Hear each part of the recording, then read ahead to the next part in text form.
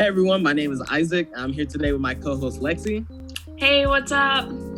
We're students here at Cal State San Marcos, and we'd like to welcome you to our podcast, COVID Mentality.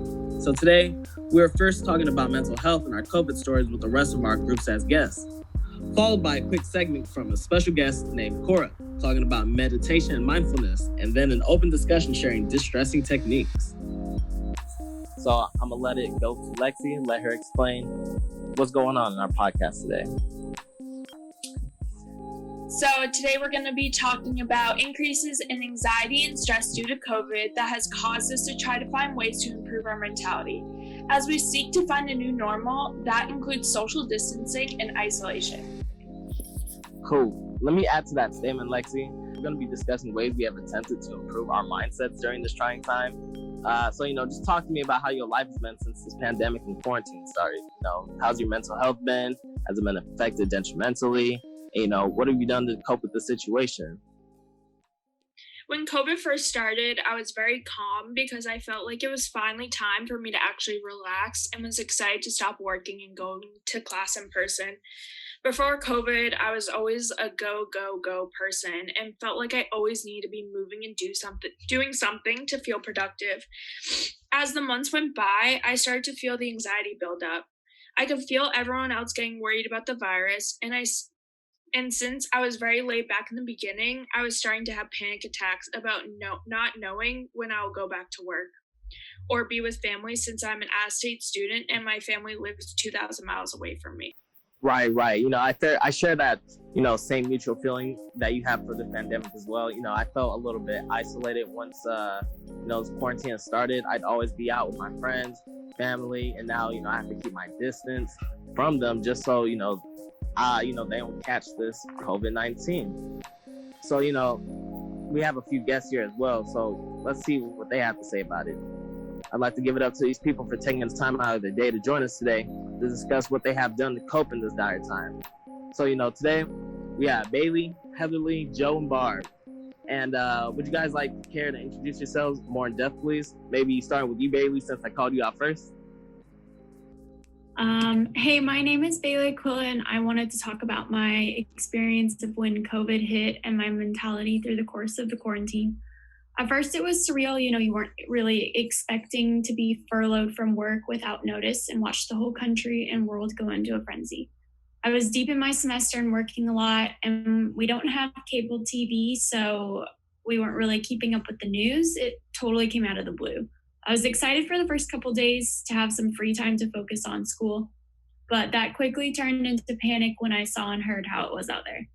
With the stores emptying out as fast as they were being restocked, and my husband coming home from work on base every day with news that it was going to keep getting worse, I definitely had a lot of anxiety and felt helpless. I remember my family in Arizona being really nervous for us because we didn't really live close by in case of something happening. I was sad a lot because I felt like I had just gotten into a good routine and friendships going on at school and work. And then all of a sudden it wasn't possible anymore. I'm really a people person, so the switch to constantly being inside and alone was a major adjustment. I was also jealous of my husband, who still had to go into work through the quarantine. Of course, he's the homebody, so he was annoyed that he would rather stay home. But to me, I was withering away inside and needed to get out because at least he still got to go into work and saw his friends and had purpose with his day. It was a big shift trying to find new ways to have fun and not fall into that restless anxiety of being inside too long. Yeah, I totally know how you feel. I think it's so interesting that when people were working all the time, they just wanted to stop working. And then as soon as work was not happening anymore and they couldn't get an income coming in, it was like they wanted to go to work, so eager to go to work. So Bailey, let me tell you, I'm sure a lot of people share this same mutual feeling that you shared in the beginning of this quarantine pandemic, where, it sounded, exciting because you got to focus on, many different aspects, like school, work, but, you start to, dread this everyday feeling that you have, wow, I have to stay inside because, just like you said, you're an outgoing person. You enjoy that social company, unlike your husband. He's a homebody. So for yourself, you're saying that you were dreading this feeling of withering away inside and you want that social interaction. I can definitely share that feeling with you as well.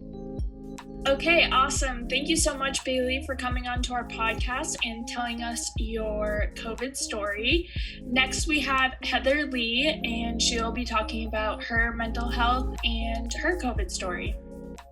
Hi, my name is Heather Lee, and I want to talk about my journey with mental health and illness during the global pandemic.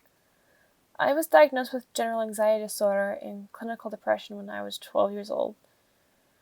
I have seen my fair share of psychologists and psychiatrists for my problems. The thing that ended up working best for me was medication, though. When things began to shut down during COVID, it was definitely a very challenging time for me, especially since I relied on extensive exercise to help me with my anxiety. I felt trapped. I was no longer allowed to visit friends, go to church, or see some of my family. My mental health was on a rapid decline. I started having panic attacks and moments of extreme sadness more frequently again. I did have to up my medication during this time just to get by. But by doing so, I had to deal with a lot of the side effects that the medication had. It was at this point I decided that I needed to do something else other than upping my medication if I wanted to feel better again. I did start to try breathing exercises and listening to relaxing music. I also made myself a home gym to help me work out again. I also was able to get through all right, but I did have support from people around me, even if it was on a phone call or FaceTime. I hope other people suffering from mental illness made it out all right and were able to find ways to cope with the pandemic. Thank you so much, Heather Lee, for telling us your story. I totally feel where you're coming from. I got diagnosed with anxiety and depression last month, and I recently just got put on medication. So during all of COVID, I wasn't on medication, and I felt like COVID had made that go up for me, like my anxiety and depression, just because I wasn't seeing people and I wasn't like really talking to anyone. And since I was home all the time, I just didn't want to go anywhere once we were able to go places. So yeah, I totally know where you're coming from with that.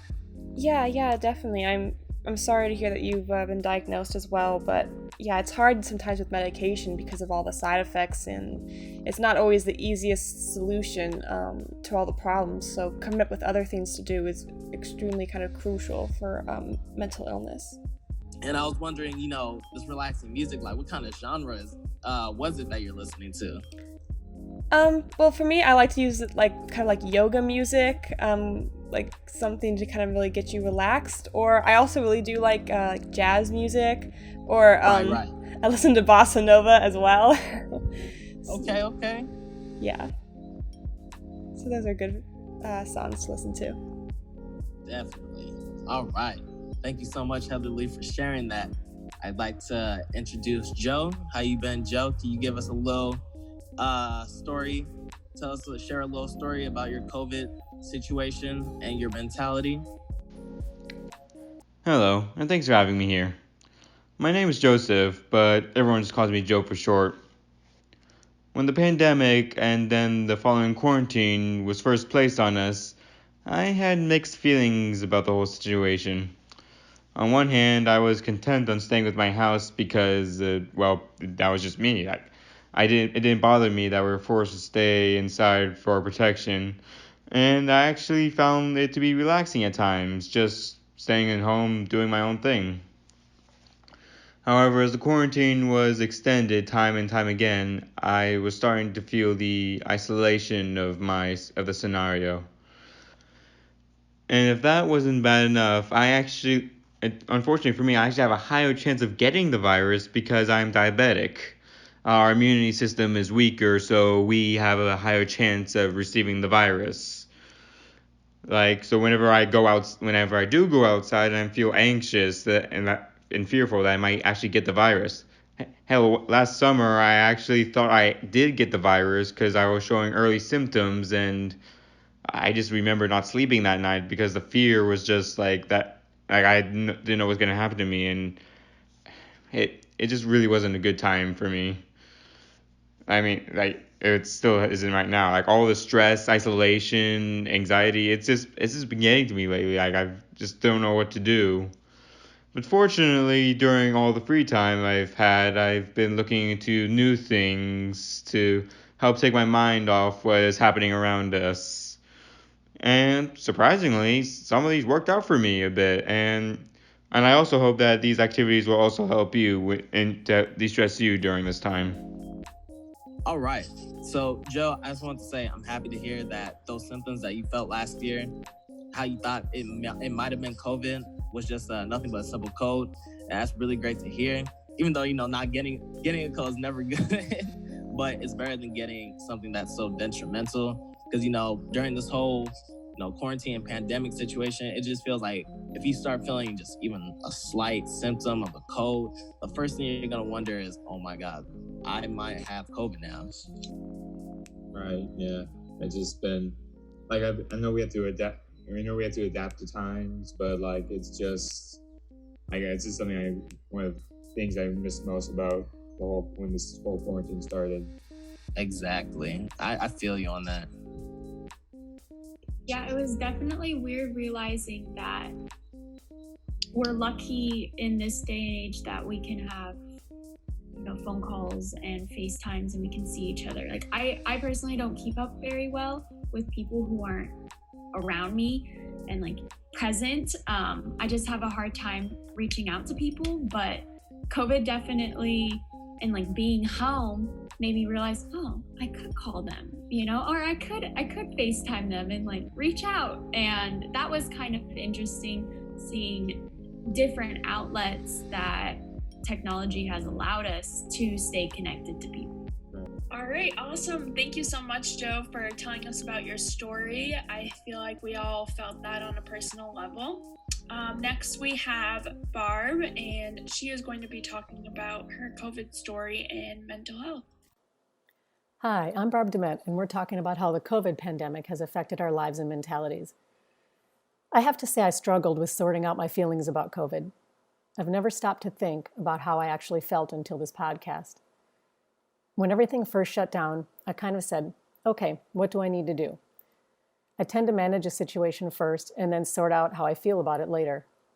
10 months later, I'm still managing this situation, so I haven't completely sorted out my feelings yet. I will say that even before COVID, there was a lot going on in my life, so I was already feeling stressed. A few months before the pandemic, we found out my dad had end-stage cancer, and because of COVID, I'm not able to go back to Minnesota to see him. So I'm not sure if I'll be able to see my dad again. COVID has made me feel helpless, controlled, and trapped, along with the stress I was already feeling. Honestly, right now, I'm not sure how I will ultimately feel about the situation until it's completely over. Then I can assess it with some distance for perspective. Until then, I'm just going to keep managing the situation as it comes and do what I can to de-stress when I can. Thank you, Barb. I really felt your story. I really just, because my mom had cancer and I just know exactly how that feels. Luckily, I am able to see her because she did not get over cancer, but she is better now. But we still have in the back of our mind, like, we don't know how her immune system is and stuff like that. So when I traveled to come home, I had to get tested like twice already. And right now I do have someone close to me who did have COVID, and I'm still not able to see him for another week or so because my family's been freaking out about getting it, especially because my stepdad has a really bad immune system. So, but yeah, thanks for sharing your story. Oh, thank you. Thank you. Yeah, I just want to share. I definitely relate to you guys with, family situations. I'm sure a lot of us here who know someone personally who has been affected by COVID. For me personally, my mom had caught it, and she has I would say, a weak immune system. So when she gets, just a cold, minor cough, it's crazy. And it's a scary situation. Wow, Isaac, I didn't know that. That's awful to hear about your mom. I'm glad she's better. That's a scary situation when you're at risk of losing a parent. My mom died 15 years ago. And so I understand where you're at. It's scary. You don't know. It is. Mm-hmm. Yeah. All right. Thank you guys for sharing your COVID stories. Now we're going to be moving into our second portion of the show, sharing distressing techniques to help each other get through social distancing and isolation. So, further ado, take it over, Lexi. Now we bring in a recording from my good friend Cora for a short segment about meditation and mindfulness. All right, cool. Let's get a listen to this, please. Hello. So my name is Cora Whitelaw. I'm friends with Lexi Lamparelli. I have a business called Cora Grace Art where I teach and sell art and also do all things witchy and spiritual and meditative over there. As for my mindfulness or meditative practice, I am certified in Reiki level 1, and I've been meditating and being mindful since I was in high school. Once I started learning about mindfulness and meditation, I realized that I've been doing it all of my life because I've been an artist all of my life, and when I create art, that's a mindful process for sure in itself. So my mindfulness practice consists of doing art, meditating. Sometimes my mind is too active to just sit and clear my mind, so I dance or I draw or I write. And I think the main thing I want to communicate is that a meditative or mindfulness practice is anything when you're being mindful or connecting to your body or just feeling in line with who you really are. So as I mentioned, that could be dance, that could be writing, it could be journaling, could be having a really good conversation with a friend, it could be watching a sunset, cooking food, taking a shower, visualizing yourself being cleansed. It's really anything where you're setting an intention and visualizing. All right, thank you so much, Cora, for coming on our podcast today. I really appreciate everything you've taught me with mindfulness and still teaching me to this day. I really hope everyone who's listening who does art keeps in mind that art is a mindfulness practice, and hopefully when you do your art next time, you think of Cora and how much you can progress from doing mindfulness and meditation. Thank you, Cora, for coming on our podcast. We have asked our guests to share their de-stressing techniques over the course of COVID and try some new ones to practice mindfulness and being present during these hard times. To immerse you further into these de-stressing activities, they have attached recorded audio clips. So first up, we have Bailey. Hey, Isaac. Yeah, it's weird to think of the activities we love doing as de-stressing activities, but it makes sense. Really, anything can be de-stressing if you enjoy it, and it can take your mind off of stress triggers. I find when I'm feeling restless, working out helps release some energy. I typically either go for a quick run to the gym, longboard around the neighborhood, or do some yoga. During COVID, I did a lot of yoga because the studio I worked for had online recorded classes, which allowed me to keep up a bit of my routine and just zone into how my body was feeling. Yoga has really great healing qualities for both the mind and the body, and central to that is the focus on breathing, checking in with the body, staying mindful.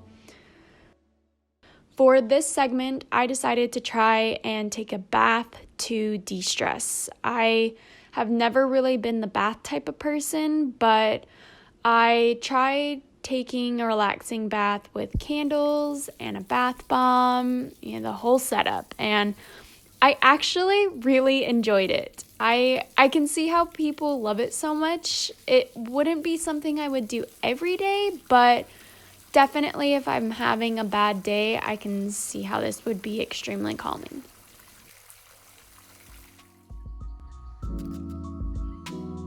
All right, so Bailey, what really captured my attention with what you said was how you say you never taken a bath. You're not a bath type of person, and neither am I. Like, I do not like staying in a bath. filled with water, because to me it feels like, I'm just sitting in, my own fill. Yeah. But I understand. Like exactly, exactly. See, like that's why it's hard for me. But I can understand why now that you tried these ideas that people have maybe suggested to you, a bath bomb, candles, it sets up the mood, and it gives you time to think as well. Just settle down, because you can do the same thing maybe in the shower, but you standing up. But when you're sitting down, you have more time to think, honestly. Like you're not moving, you don't have to do anything, you're just chilling, and you have a lot of time to think. And I'm sure with the warm water too, filling up the bathtub, it's like a distress for you. All right, next up we have Heather Lee, she's going to be talking about her de-stressing and what she does on a daily basis to help de-stress. During COVID, I was having a lot of anxiety, and I tried out different things to distract me from overthinking about the climate I was living in. I tried scuba diving, surfing, puzzles, and photography. These things helped me feel relaxed and have a peace of mind. The last week, though, I wanted to try something different to add to my plethora of distressors. So I tried rollerblading. This is my sister's favorite hobby, but something I never tried before. When I first tried them on, I definitely had a hard time balancing. I needed someone at first to hold my elbows so I didn't fall flat on my face. This at first wasn't exactly helping with making me feel more relaxed, but the better I got at it, the more fun and relaxing it became. I was eventually able to ride around the neighborhood by myself. This is something now that I have added to my list of things to do during COVID, and is something that I think will help me out when I start to feel my anxiety building again. Once COVID hopefully dies down in a year or two, I think it would be fun to attend a roller derby, since it's something I have never done before. Anyway, I hope if other people are having anxiety during this time, they will try something fun to do to help them keep their minds off of COVID and keep them occupied. Wow, that's awesome. I'm really proud of you for trying rollerblading, because I used to do it when I was a kid and it was so hard.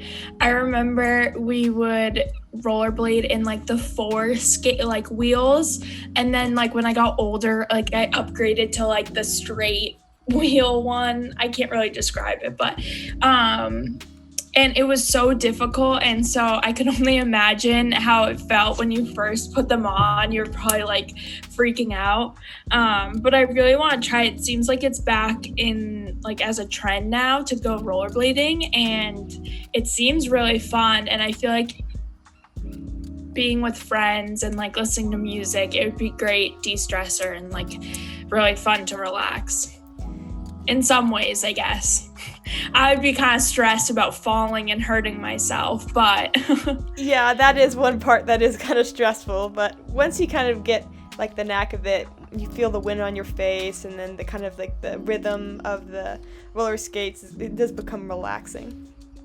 So thank you, Heather Lee, for describing what you do to de-stress. I really want to try out rollerblading again, and definitely scuba diving again. It sounds very relaxing, and when the summer comes around, I'll definitely be doing that. All right, cool. So coming up next, we have Joe. Now, Joe, would you mind caring to state what you've been doing to distress? What kind of distressing techniques you've been doing so far over this quarantine? Yeah, sure. As I mentioned before, due to the situation, I've been trying to do a bunch of different things, try to fill out the days and relieve some of the stress I've been feeling. Recently, one thing I've been doing is playing a lot more online games and video games that require cooperation with other people. Even though I said that I prefer in person coordination or like conversation, I realized that's not gonna happen anytime soon. So I'm looking to like change up some video games I use to get anything so recently it's been playing more online games, try to talk to people, meet new people, join some groups, go on Discord and all that. It's been pretty good. Actually, recently me and my brothers from my fraternity have been getting this pattern played Among Us during the weekend, and that's been really fun. It's just been a nice, it's been a nice experience, just like hanging out with your friends, just playing a game and messing with each other. That's been really good so far. However, something I didn't expect to pick up during this time was skateboarding. I never really gotten skateboarding before, like it wasn't my thing. But before my brother decided to leave for his job in Mammoth, he decided to show me a few tricks, just to show it to me. I wasn't that interested, but after getting into it a bit more, it was pretty interesting. Like, while the video games helped me with the isolation, skateboarding was definitely more to help me unwind myself. Which is an odd thing to say, since when skateboarding you're traveling at high speeds and one wrong move can send you flying and lead to some pretty serious injuries. However, I found the sound of the wind racing past me and the sound of the wheels to be quite relaxing, as it's usually the only sound you hear while you're skateboarding. So it's literally just your mind like going off doing whatever while all this is happening around you. I realize this may not work for everyone, but I suggest you try it anyway, because I wasn't a fan of skateboarding either, but I decided to pick it up, and now I'm doing it a few times a week. You'd be surprised what relaxes you during these times. I hope my experience can help you find your own situations that help relax you. And remember, we're all facing the same things here, so reach out as much as you can. You might get something unexpected, but needed for you. Yeah, Joe, going back to Heather Lee with her rollerblading, I'm sure you enjoyed the sensation of the wheels on the pavement and the wind rushing down, hitting your face too. And how you said it's a scary feeling of going down because, one wrong move can send you flying, but I'm sure you also felt that adrenaline as well. Like, okay, this is pretty cool. And, you pick up that speed and momentum. And, of course you want to be cautious and careful too, but, you might want to be a little daredevil and just keep going with the flow for sure. It's like the perfect mix of relaxation and adrenaline mixed together. Yes, and it's like a perfect distraction too. Like, you have two things, overcoming one as well. Yeah, that's really great to hear, Joe, for sure, And again, thank you so much for sharing. Yeah, thank you, Joe, for sharing. Next, we have Barb, who she's going to be sharing her de-stressing. So, Barb, what do you do to de-stress?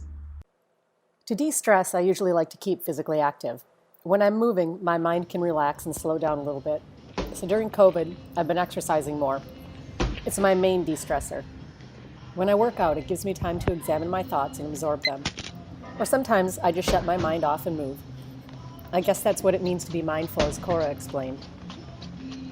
Another thing exercise does for de-stressing is it raises dopamine levels in your brain. For only 20 minutes of exercise, dopamine levels stay increased for 12 hours. So for my mental health, exercise is crucial. A new de-stressing activity I've picked up during COVID is pickleball. It's sort of a tennis ping-pong hybrid. The rackets are more like a paddleball racket, and the ball is a hard wiffle ball. It's played on a small court, so it's pretty fast. I'm really glad it's COVID compliant. It's a perfect activity for me to de-stress. I get to exercise, but I also get to socialize. I'm a competitive and social person, so being with my friends outside exercising is good for my mental health, and I'm really happy I felt pickleball. That was awesome. That was a good volley. Yeah, that sounds awesome, Barb. I'm a somewhat active person, so I know how that feels when you get to go to the gym and just kind of like release everything. I think at quarantine, I was working out every single day at home, and it was helping me so much because I was on a routine. Sometimes I was working out like 2 times a day just to like get up and do something and like sweat. And so I totally know how that feels, getting up and working out. What have you been doing since the gyms have recently closed again? Well, I'm lucky enough that I go to a gym that has a physical therapy that owns it. So we can sign up and do we call them physical therapy workouts, where they disinfect before we go in, and then we can do we do My Family together. And so all four of us will go in and work out, and then we leave, and then they have someone else come in. So I haven't had to close my gym because it's a physical therapy place. Well, thank you guys all so much for coming on the podcast and telling us about your de-stressing and your COVID stories. I really appreciate you taking the time to come on COVID Mentality. I hope everyone listening learned something new like I did, and I hope to hear from you all again. So yes, thank you guys so much. Thank you so much. So from those tuning in from home, as you may now observe, how you react to pressure during this COVID-19 pandemic can rely upon your experience, your well-being and emotional background, community you may live in, and numerous different components.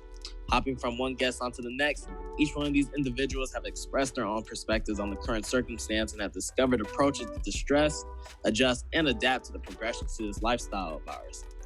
We would like to thank our guests for going out of their way to join us today, as each of them has shared their personal stories about how this pandemic quarantine has affected them.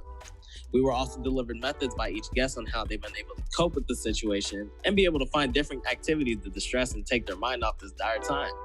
So again, I'd like to thank all of you for participating in this podcast today, and have a wonderful day as you leave.